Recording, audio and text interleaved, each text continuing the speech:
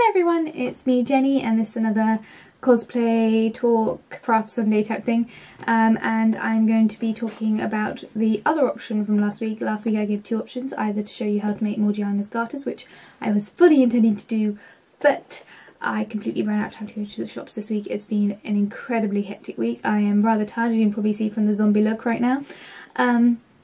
And so I haven't had time to go to the shops. I have planned everything and I will definitely be doing it next week, but I just haven't had time. And the votes were 50-50 anyway, so the other subject that I chose to talk about, which I'm now regretting, is racial diversity in cosplay. The reason why I'm regretting it is because no matter what it is, discussing race is an incredibly complicated subject and very, very controversial.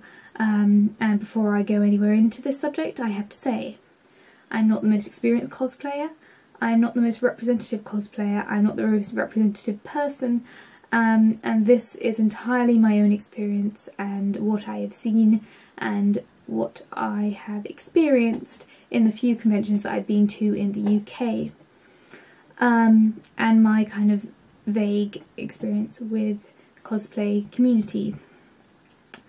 The first thing that comes to mind is, of the cosplay communities I've been to and the conventions I've been to, the vast majority of the people that I've seen have been white, followed by a small percentage of people of Asian descent, followed by an even smaller percentage of people who are everything else.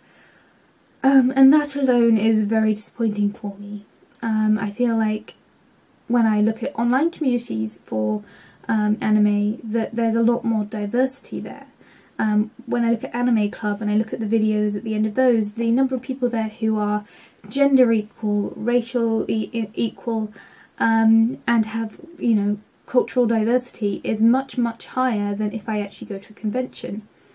Similarly with cosplay, when it comes to cosplayers that I've seen, most of the ones that are particularly famous, or the ones that you see images on the internet, are either of Asian descent or of white descent, and that's because a lot of the characters that are coming out of Japan through anime or through video games, but particularly anime, they're kind of an amalgamation of white characters and Asian characters. For example, Sailor Moon, the main character is blonde, which is obviously a Caucasian feature, while the character is from Japan.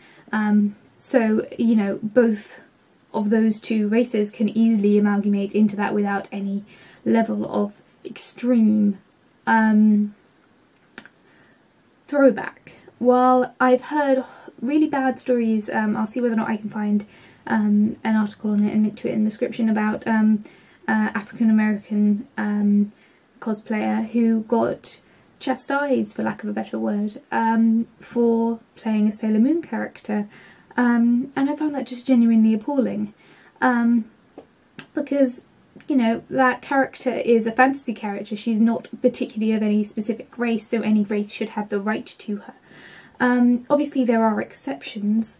The two characters that come to mind are, for example, if you're playing Black Panther or Storm from the Marvel series, they are cultural icons. They are the first really high-end, really important black characters in the Marvel universe, and so I would really strongly not recommend playing those characters unless you are from that racial group.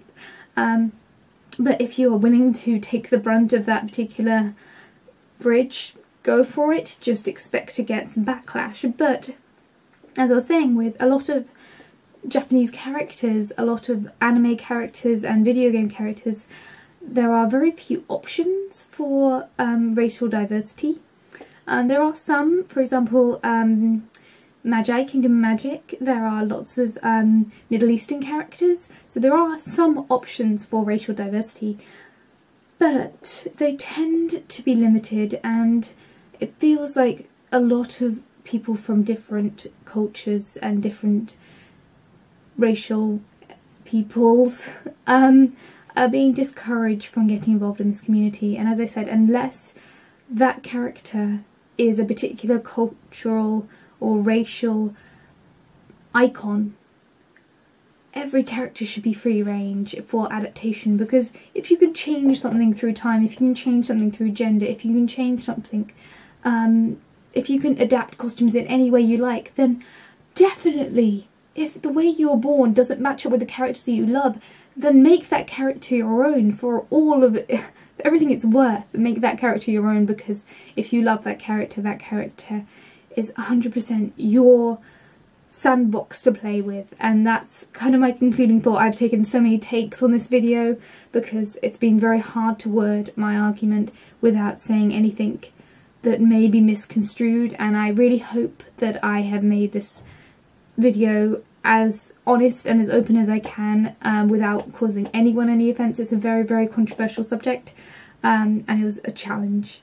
I'm just going to say that, to not miss-say anything and say my thoughts very clearly. So hopefully I have said something useful for you. Feel free to comment down below if you have experienced anything to do with racism in cosplay. Any thoughts that you have on this subject. Please be respectful in chat. Anyone who is angry or offensive or anything except constructive criticism or reasoned argument, I'm afraid I will have to ban you or block you. Please be respectful in my chat while you are here, and yeah, I will see you guys all next week for some actual crafting if I have time to go shopping. I'll see you guys all next week. Bye guys.